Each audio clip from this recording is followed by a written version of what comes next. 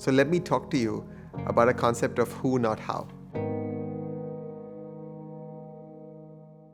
5 years ago, I sort of switched roles from being a business owner that ran a brokerage firm to selling my shares and now working for a firm where I only represented myself as an advisor.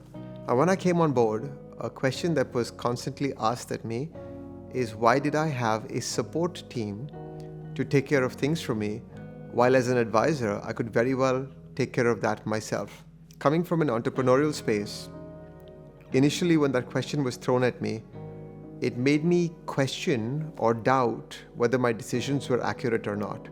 But at the end of the year, when we saw the results, there was a massive difference between the production numbers for me versus the next person in line and the rest of the company.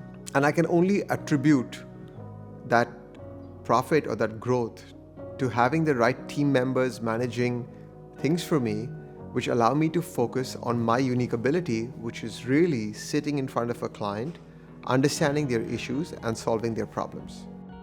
I spent 8 years with a business coach in Toronto.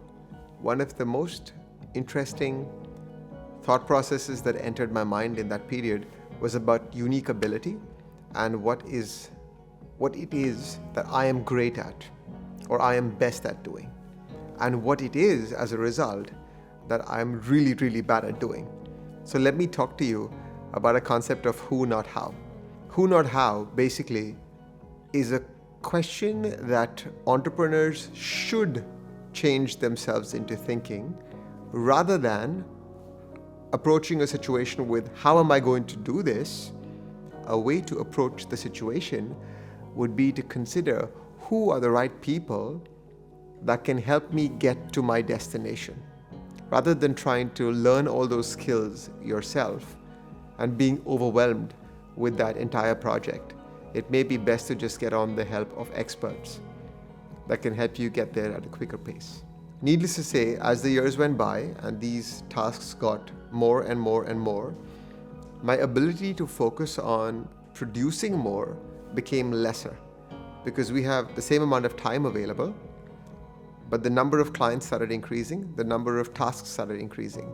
So the question is, how do you break that level of complexity? And I believe it comes from knowing what your true unique ability is and focusing just on that, and then finding the right team members to take care of the rest of it. Our team today has 2 analysts. We have a senior analyst who's been with me for about 3 odd years, whose role really is to focus on my high net worth entrepreneurial clients and their requirements. He literally works 8 hours a day, 5 days a week. Can I do his job? Absolutely. Can I do his job and my job? Absolutely not. There's an old saying that I came across about 10 or 12 years ago. And the old saying was, Frank Sinatra doesn't move pianos. And the analogy came from the fact that Frank Sinatra had to perform every single day, 6 days a week in Vegas. What he didn't do every day was roll his piano in, set it up, do a sound check, played his piano, sang his music, and then rolled his piano back into the truck. That was not his daily routine. Frank Sinatra showed up, he played the piano, he sang, he got paid, and he left. People moved the pianos for him. People did the sound check and the sound test for him. He was just there to play, and that was his unique ability. You have to ask yourself, what is yours?